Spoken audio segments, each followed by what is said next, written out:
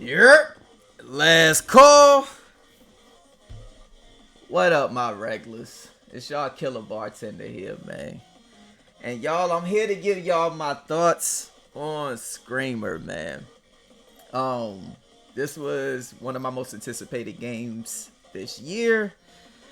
And I do like the game. I think that this is a good game, but it's a disappointment for me, but it's still not a bad game, right? I really wanted this game to be something that stuck with me like Blur. I was drawn to the art style. I was just drawn to how the gameplay was, was looking. I love the fact that they had a story mode. Um, and local co-op. I think that local co-op is definitely a selling point of this game because a lot of games just don't do that now. But y'all, man, we're gonna get into it. We're gonna discuss the good. We're gonna discuss the bad.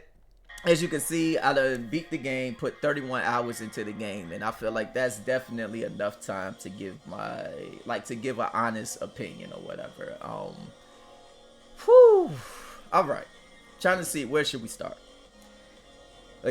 Should we start with the good or should we start with the bad? Let me coin flip this bottle top. Here's the tails.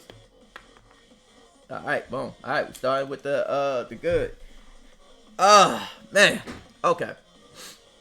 So, the good with this game, I definitely think that arcade mode is literally the highlight. This right here is where this game really do shine and where I see a lot of people put in most of their time.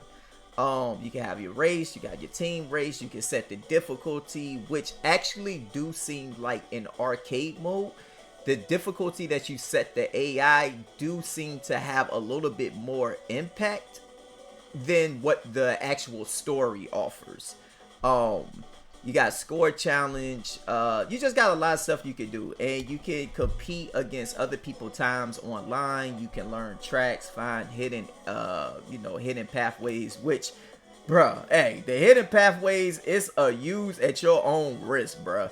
They have most of the hidden pathways is such a weird angle that it's like, if you can hit it. But if you can't, don't even worry about it. And it's a lot easier doing it in like a time attack mode than it is like in an actual race, because you got a lot more chaotic stuff going on in an actual race. But before we go any further, it's all about Strike Force Reminder with me. So majority of the stuff you go see from my gameplay and stuff like that is gonna be one, my baby Akani, and Strike Force Reminder. All right. Like love that whole squad, bro. And I think if it's any characters besides them, maybe like Lavinia. I definitely like Lavinia and Royson. She was cool or whatever. Pretty much all the other characters I really ain't really give two fucks about, honestly. But that's me. And all right, so arcade is your standout. You also have this customization that you can do with the cars. I've always been a person who I like my characters and their default stuff, so I stay playing with my characters, like with pretty much their default stuff. I'm not changing anything. In my fighting games, I use default, if I'm playing Street Fighter, it's default Chun-Li. When I'm playing Mortal Kombat, it's default Melina or whatever. I like my default characters. Because that's how they actually supposed to look. That's how they was intended to look. I don't want to change that up or whatever. So okay, like I said, the arcade definitely. I think them having customization for people who like that is a plus. And now we're getting into like little weird territories, right? Because the story mode, I think, is a pro and a con. This is a pro and it's a detriment to this game. And I'm just going to say, for the good, it's good that this game has a story mode. I do feel like that this game did a bait and switch. I really do. I feel like that a lot of the promotion for this game was very misleading, in a sense, and that's where the cons are going to come in. But for right now, we're just going to say that look, it's a story mode. That's a pro, because I'm gonna try to keep this a little structured. Um, and also, like I said, the fact that you can actually do local co-op, split screen, I think that that is a plus right there. Like, no way, like, nothing else to say about that. No negativity with that. You got local co-op, bruh. That's a plus in my book. I don't care what type of game you are. Local co-op should always be something that sticks around and stay.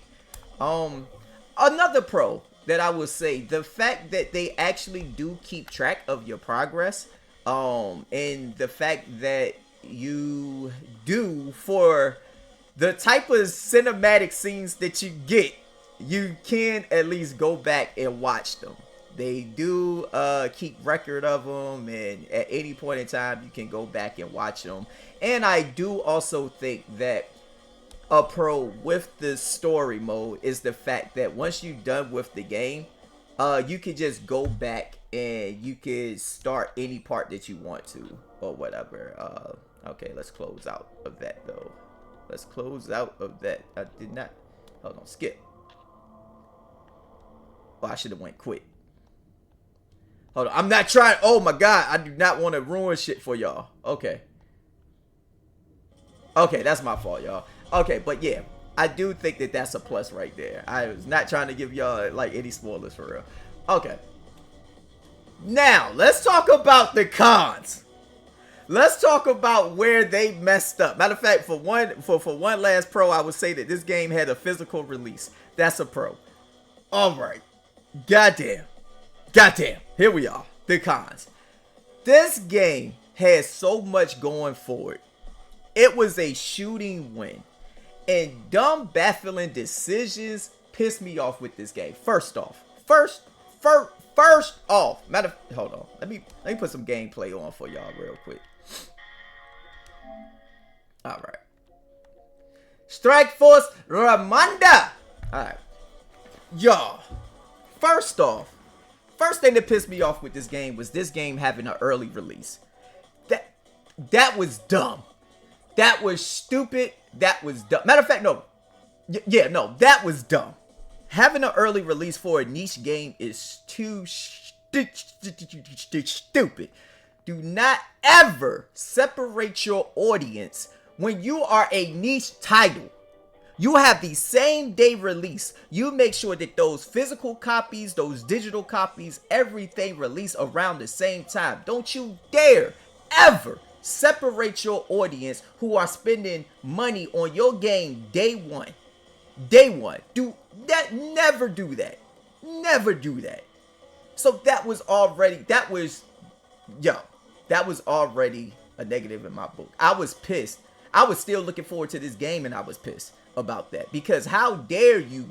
I pre-order my game, and then it's motherfuckers who get to play the game 3 days earlier or whatever. Like, nah, fuck that. That turns a lot of people off, and I don't understand why a lot of games don't, like, a lot of these game developers and stuff, they don't realize it. Or publishers, they don't realize that if you're not Call of Duty, if you're not those type of games where they already have a certain type of audience or whatever, and they, it fucking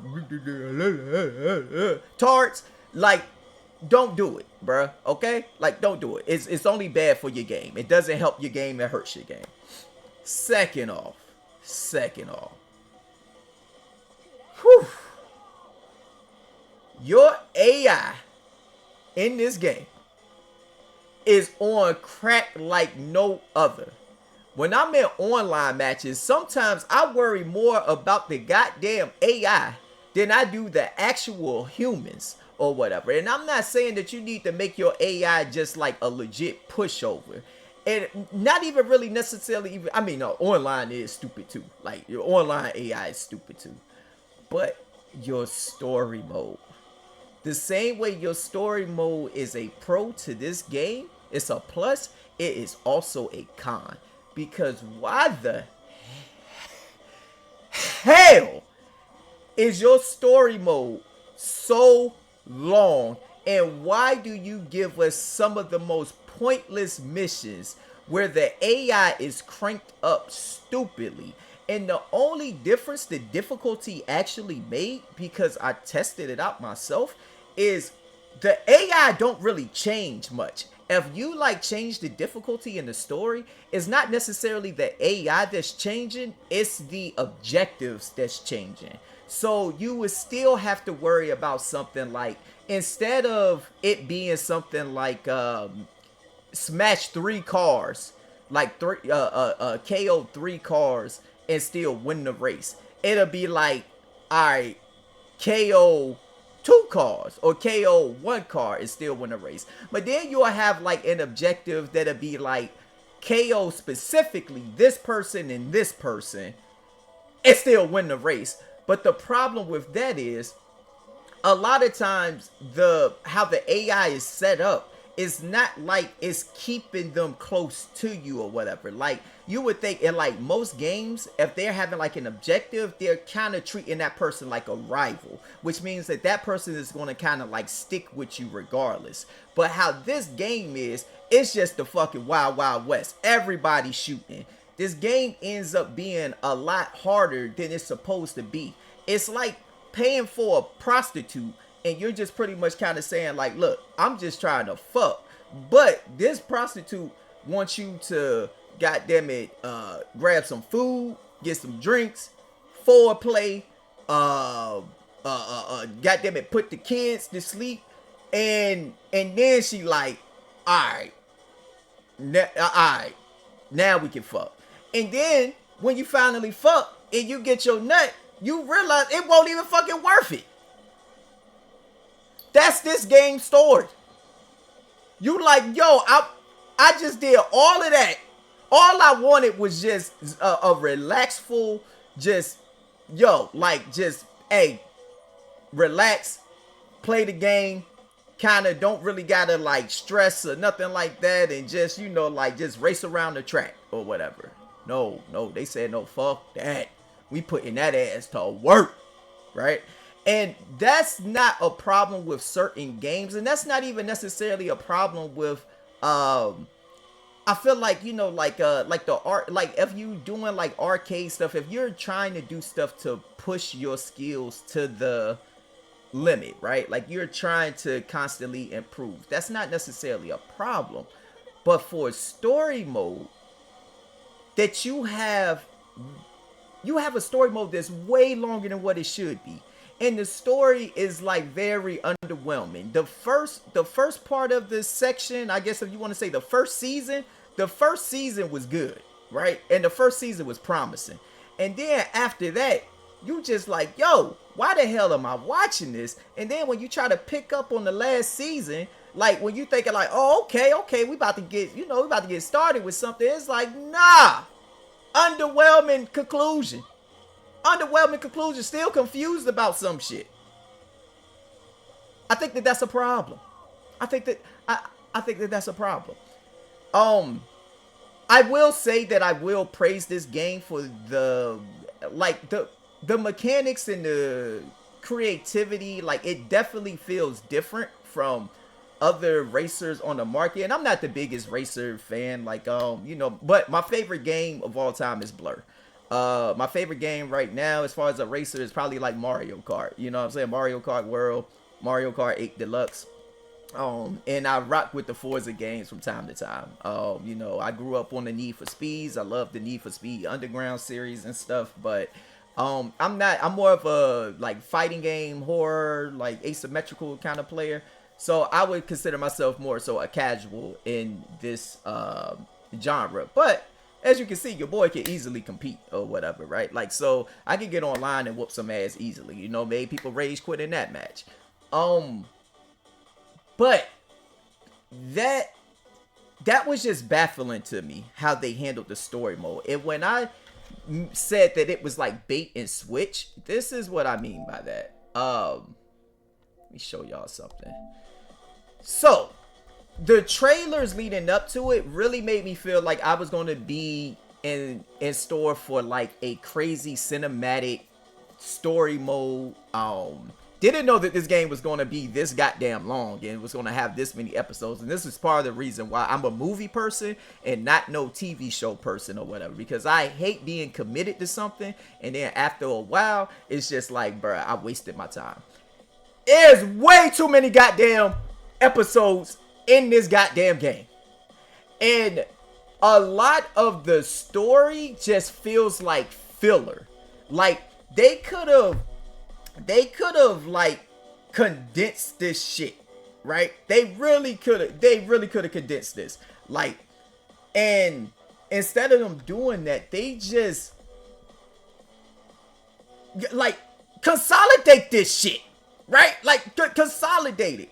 You got more filler than you got stuff that is actually progressing the story. And it's like how they chose to separate it is baffling to me. Like, I don't get it. And this is more of a visual novel than it is the cinematics. And this is where the game goes just like horribly wrong. Like with the story. Whew. And like I said, I like the game. I you know, I feel like I definitely gotta, you know, like just keep in mind that I do like this game, but this game really had me frustrated. So Engine Start, I think that season is a highlight, right? Like it gets you set up. It makes you like, oh, okay, like I'm interested. I'm ready to see what this goes, where this goes. Burning Ambitions, twash. Sync Rising, twash. It's like all of this shit was filler. And this is what pissed me off about this. And this is from, hell, you can say from a casual standpoint, I don't care. Like, this shit pisses me off. Well, it pissed me off. So, this is Engine Start, right? Now, the problem is most of the cutscenes seem like they're like 10 seconds long, because of how much you're going to be reading when it comes to the visual novel. Because a pro in this game, I don't know if I already touched on it, all the characters, they speak their native language or whatever, which is cool. But because of that, you also still have to read and you have to, like, you know, pay attention. Nothing's wrong with reading or whatever. What I'm saying is, with how long the story is, though, I didn't know that I was signing up for a visual novel. I thought that I was signing up for a story mode. Probably going to be like maybe 5-6 hours tops. So some great cutscenes, but no, you get like 10-second cutscenes. Oh well, hold on. I'm gonna play my babies real quick though. God dang! Woo! Number 1, baby. Strike Force Ramonda. You know, like Hannah. No, yo, I'm telling you, bro. The whole Strike Force Ramonda, Risuko. All of them bitches bad as fuck. Akane my number 1, but yo, I fuck with the whole squad. And Lavinia too. Lavinia, a little sexy ass, she can get it. But oh my god, Akane, bro. Like, let's go, bro. Let's go. Anyway, the problem is that stuff is so far in between. Like I said, when it comes to Engine Start, bro, it's promising, right? And you're like, oh, okay, I'm on board for this, right? Because you think you're going to be getting more of that constantly. Then you get Burning Ambitions, right? Which they cut heavily from Engine Start, right? As you can see, you only get 3 cutscenes with Burning Ambitions. But Burning Ambitions season is longer than Engine Start, right? So then you go from Burning Ambitions to Sync Rising. And you get less cutscenes with that. Which Sync Rising season is longer than Burning Ambitions, right? Now, on a Starlight stage, they hit you with the cutscenes again, right? But the cutscenes, this is supposed to be the conclusion. This is supposed to be it right here. Now, you do get some, you know, like a few cool cutscenes with the Starlight stage. And, you know, you're like, oh, okay, we building up to something. But then the conclusion just ends up feeling so underwhelming or whatever. Like, and that's a problem. I really don't want to play one of these videos because these are like really spoilers and I don't want to spoil anything for anybody. But yeah, I just think afterwards you just kind of, you know, like after going through all of that, you're pretty much kind of left feeling like, damn, man, like That was it? Like, for real? And I feel like it was a bait and switch because they really didn't make it seem like it was just going to be a visual novel. Like, they made it seem like it was going to be a little bit more to the game. Which, once again, like, I think because of how this game is, it really shouldn't have been a $60 game. It should have been, honestly, a $30 game. And one, it definitely shouldn't have split its audience. That was stupid. Like, not ever, ever, ever do that. Also, a con with this game, if you go online, why? This was a $60 game. You're a niche game. Why in the fuck? Why in the fuck ain't everything here? What do you mean coming soon? What do you mean coming soon? You need, no, like that, no, it should have already been here. The Screamer mixtape mode shouldn't be the only thing that we're playing or whatever. We should have everything like already ready to go, man. Like, this is a $60 game. And that just irritates me. I think that besides Strikeforce, Ramonda, and Lavinia, and Royson, for the most part, the characters are very underwhelming.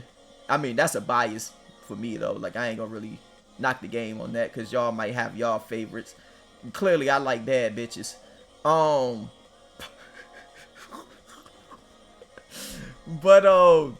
yeah, man. And the online definitely needs work. I feel like that the online needs work. Again, hold on, I'll show y'all another with my baby Akani. It's no way I can't show y'all gameplay on Akani, man. But yeah, man, I just think for the most part, this game, it ended up being disappointing. It's not a bad game, but it's not a $60 game, and that's what I'm saying. It's a lot of baffling decisions that they made with this game, even when it comes to the mechanics. I feel like, no, the mechanics ain't necessarily a problem because the mechanics makes it stand out from other games, but in a sense, it's kind of like you tried to do. I ain't gonna say you tried to do too much, because I get the game, right? Like I get it, but I know some people, they want to like feel, you know, like they want to feel like that person, that dude, where it's like, yeah, man, you just don't get it. I mean, these people just don't get it. If they get good, bro, tell them get good. And it's like, bruh, like, I get it. And that's why I said, like, I feel like the mechanics is a double-edged sword, but it's just how they implement it, though, man. You got to realize, yo, if you're a niche game, you're going to turn off a lot of people. And for me, like, technically, no, like, other people's enjoyment ain't necessarily going to determine my enjoyment with the game. But I do feel like when stuff like your online suffers from it, that's when it kind of like messes with me or whatever, right? Because there's going to be a lot of people who's turned off from the game, and the online is going to suffer. And I like the, you know, like, I like playing like online modes, and I'm a competitive person or whatever. Like I said, I come from the fighting game community, and I just feel like that this game should have kind of had a pick up and play feel with the same depth that it got, but it allows players to feel like they're doing something. And also, they needed to tone down the AI. The AI, bro, the AI in online will bust your ass. The AI in story mode will bust your ass, and the AI in online will bust your ass. And like in a game like Mario Kart, not trying to say that this game needs to be like Mario Kart. Mario Kart has a lot of depth into it or whatever, you know, when it comes to shortcuts, especially Mario Kart World, right? When it comes to shortcuts, how you manage your items and stuff like that. And you play Mario Kart, it will definitely separate the casual from the hardcore. But this game doesn't feel good to just pick up and play, right? You have to put a lot of time into the game, and that's a problem. And like, I know people gonna be like, why is that such a problem? Like, no, because there's some people who just want to just fucking play a game, and they don't care about being the most competitive person. They just want the game to feel good. And I feel like they should have had something for those type of players or whatever, to where I don't know, like look, they should have just did something different, because like making a game pick up and play is going to attract casuals, and it's going to keep your online healthy.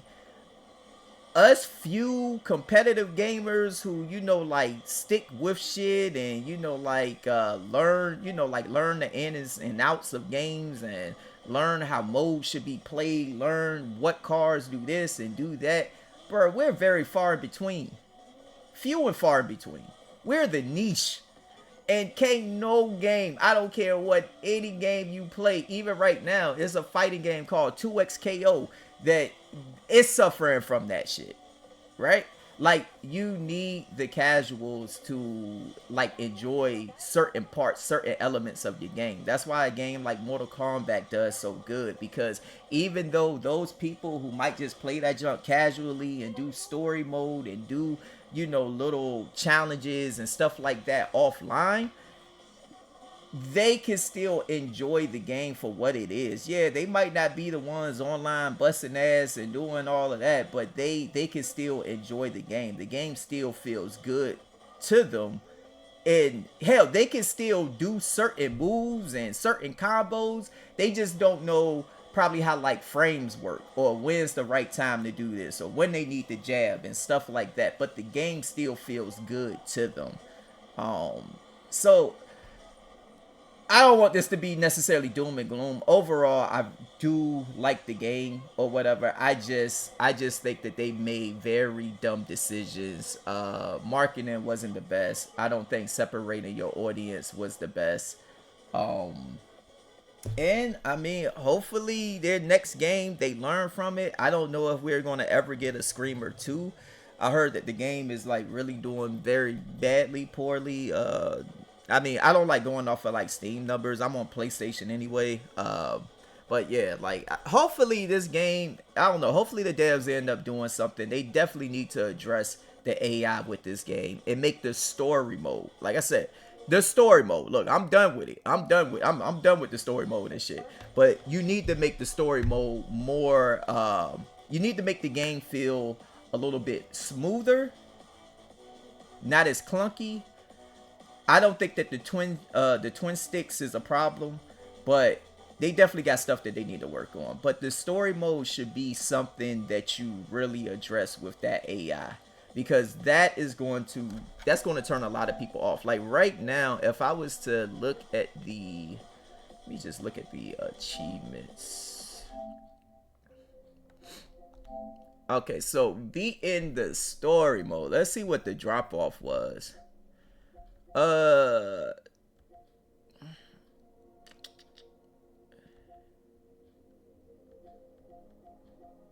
Okay, engine start. So 33.9% of players beat engine start.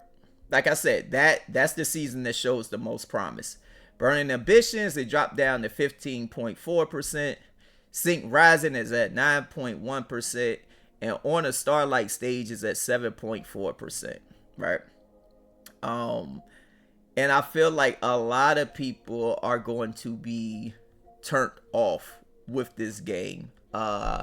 Because Burning Ambitions and Sync Rising is a drag to get through. So I can see some people probably, pushing it through Burning Ambitions. I think Sync Rising is when a lot of people are going to give up or whatever. And yeah, man, that's my thoughts on it. If I was to give this game a rating, I would probably say it's like it's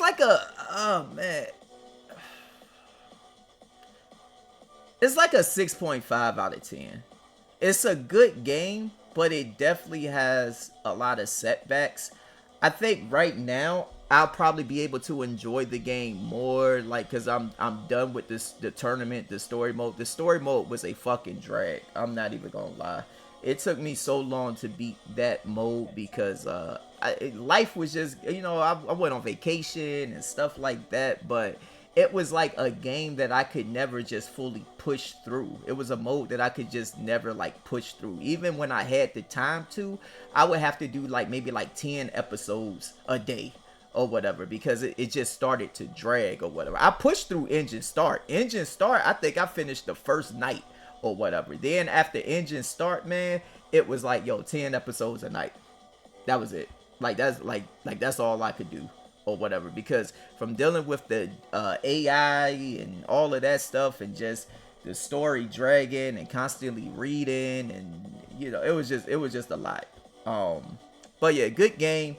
6.5 milestone, man. Yeah. Yo, step it up. And bro, please do a price cut on this game. That's two things that's not going to benefit me now that y'all need to do. Y'all need to do a price cut on this game. And y'all also need to like work on that AI, man. Like I said, don't make the AI necessarily a pushover, but bro, you know damn well you need to tone down that AI, bro. Like that AI, it gets certain abilities way too quick, and it drives way too perfectly for certain things. Like that junk will have overdrive and drive perfectly with fucking overdrive. Like, yo, chill out, bro. But y'all comment below. Let me know what y'all think of the game. Am I tripping? More so, I'm trying to speak on behalf of the casuals. Me personally, I get the game, I get the difficulty. As you can see, I'm fucking people up online. Like, that's not necessarily the problem. It's just when you're judging things like from an unbiased standpoint, and you're not trying to be selfish with your thoughts, and not trying to just put your own like pretty much like your own taste, like, you know, like the stuff that you prefer, your preference at the forefront. You can step back and you can look at something and really see what the problems are. There's some fighting games that I really enjoy, even something like 2XKO. Like I enjoy the hell out of 2XKO. You can see, like, your boy got the platinum in fucking 2XKO. Like, so this is a game that, you know, like, I enjoy. I know the problems with this game. This game definitely has flaws with it too. I got over 111 hours in this game. But I'm not one of those people who try to just ignore the actual problems with something. And like I said, it's a good game. I can enjoy the game more so now because I'm done with this story mode. But your online needs to be addressed. A price cut needs to happen. Your AI needs to be toned down. I think y'all did an excellent job with the arcade. I also think y'all adding local co-op was a good move. But yeah, y'all need to y'all need to work on that other stuff though. But yeah, man, y'all, we out. Last call. Make sure y'all stab that like button and slash that subscribe button. It's y'all Killer Bartender, and I'll catch y'all on the next one. We out.